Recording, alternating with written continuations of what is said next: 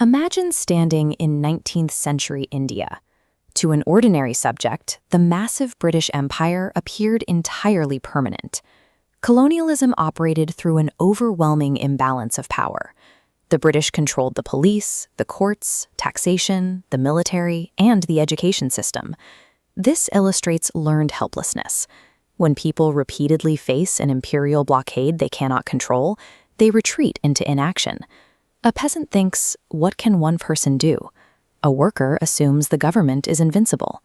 A student accepts the British will always rule. The conditioning isolates everyone.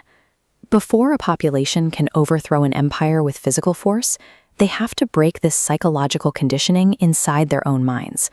The absolute first requirement for independence was shifting the collective mindset. The paralyzing question of what can I do had to become the revolutionary question of what can we do. Mahatma Gandhi approached this problem by flipping the equation. He realized you don't need an army to defeat an empire if you can simply ask ordinary people to stop cooperating with it. This pyramid represents the structural math of the British Empire. The system rested on millions of Indians functioning as clerks, police, taxpayers, and consumers at the base. If these subjects withdraw participation, the colonial machinery loses its foundation, and the empire cannot operate. Gandhi used everyday symbols to execute this strategy. Spinning khadi cloth transformed abstract political theory into a daily emotional act of resistance anyone could perform. In 1930, protesters marched to the sea to make salt. Claiming this universal necessity revealed the absurdity of a colonial power controlling daily survival. By turning politics into participatory action, courage became contagious. When an individual saw millions refusing to obey, their private fear dissolved into collective power. But the freedom movement contained competing philosophies. Revolutionaries believed peaceful non-cooperation was insufficient, arguing that true psychological liberation required an aggressive willingness to fight back. Subhas Chandra Bose built the Indian National Army, which directly challenged a deep colonial hierarchy. He proved Indians could be soldiers of their own nation, rather than subjects commanded by British officers. The INA also shattered established gender expectations. The Rani of Jhansi Regiment presented women as active, armed fighters on the battlefield, rather than mere followers. Figures like Bhagat Singh created another profound psychological shift by reframing colonial punishment. Going to prison or facing execution transformed from a terrifying deterrent into a badge of honor and martyrdom.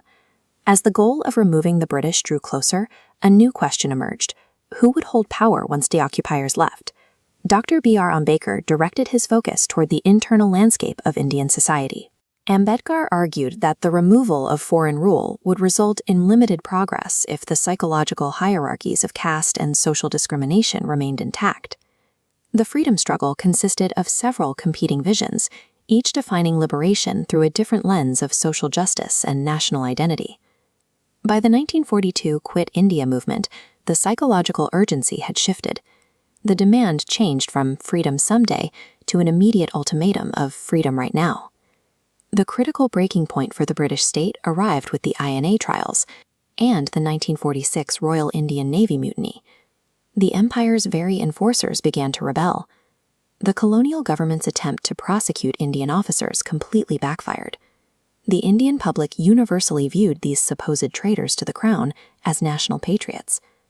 This tipping scale illustrates the core crisis of any ruling power. You can apply immense coercive force, but once the population completely rejects your perceived legitimacy, the system breaks entirely.